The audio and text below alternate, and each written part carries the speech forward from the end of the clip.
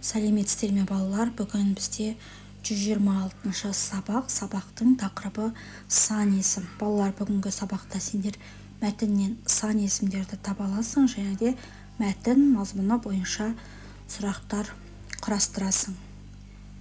Балалар, ең алдымен сабағымызды бастамас үшін осы каналға тіркеліп, видеоға лайк басып, қоңырауша белгісін басып қойды ұмытпаңыздар. Сол кезде алдыда шығатын сабақтарды оңай таба алатын боласыздар. Ал олай болса, сабағымызды бастайық.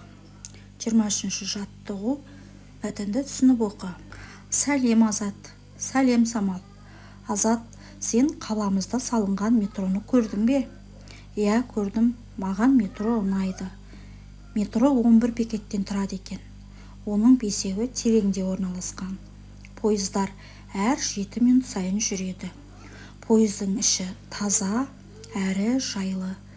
Рахмет, Азат, мені қызықтырып қойдың. Міндетті түрде барып көремін. Мәтіннің авторы Жұмабай Қайранбай. Ал енді балалар, осы мәтін бойынша тапсырмаларды орындап көрейік. Мәтін мазмұны бойынша бір-біріңе сұрақ қойыңдар. Мәтіннен сан есімдерді тап, оларға сұрақ қой.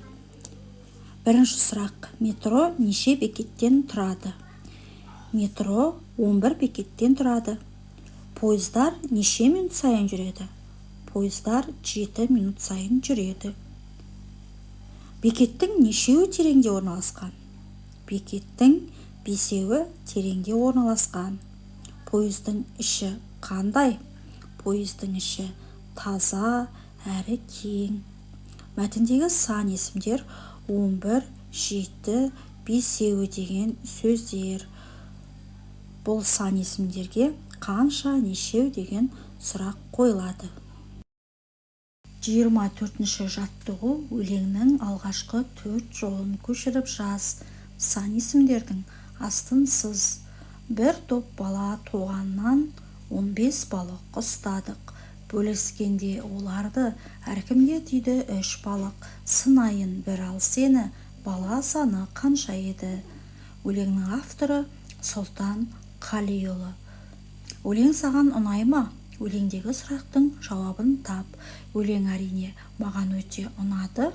Өлеңдегі сан есімдер 1, 15, 3 деген сан есімдер. Қанша деген сұраққа жауап береді. Өлеңнің жауабы 5 бала.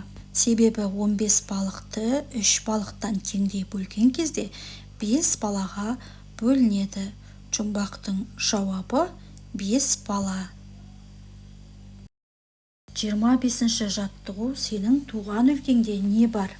Дәптерге жазғанда сол барларының тұсына қосу белгісін қой. Не жоқ?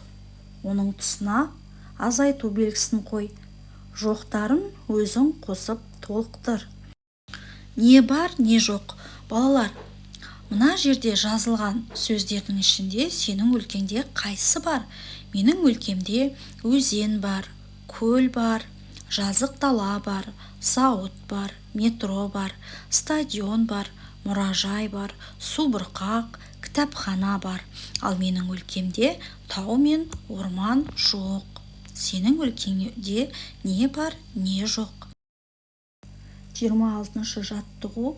Саған алыстан бір қонақ келді дейік. Сен оған туған өлкеңнің қай жерлерін көрсетер едің? Ал оның туған өлкесі туралы не білгің келеді? Осындай сұрақтар арқылы бір-біріңмен сұхбаттасыңдар. Мен туған өлкемнің табиғатын, саябағын, тауларын, мұражай мен кітапханаларын және зообақты көрсетер едім. Ал сен қонағыңа туған өлкеңнің қай жерлерін көрсететін едің? Сенің өлкеңде қандай көрікті жерлер бар? Сенің өлкеңде демалыс орындары бар ма? Сен тұратын өлке қалай аталады? Сен тұратын өлкеде метро бар ма? Сен тұратын өлкенің табиғаты қалай деп қонағыма осындай сұрақтар қоятын едім. 27-ші жаттығу. Ребусты шеш. Шешуіндегі сөзді қатыстырып сөйлем құрап жаз. Балалар, ребусты бір қазан деген сөз жасырылған. Бір қазан топтанып жүретін жыл құсы. Ал балалар, осымен біздің бүгінгі сабағымыз аяқталды. Сіздерге осы сабақ түсінікті болды деген ойдамын. Егер сіздерге видео ұнаған болса, міндетті түрде каналға тіркеліп, осы видеоға лайк басып қоюды ұмытпаңыздар. Сол кезде алда шығатын сабақтарды бірінші болып көретін боласыздар. Назарларыңызға рахмет. Видеоны соңына дейін қарағандарыңыз үшін де рахмет. Келесі сабақта кездескенше сау болыңыздар.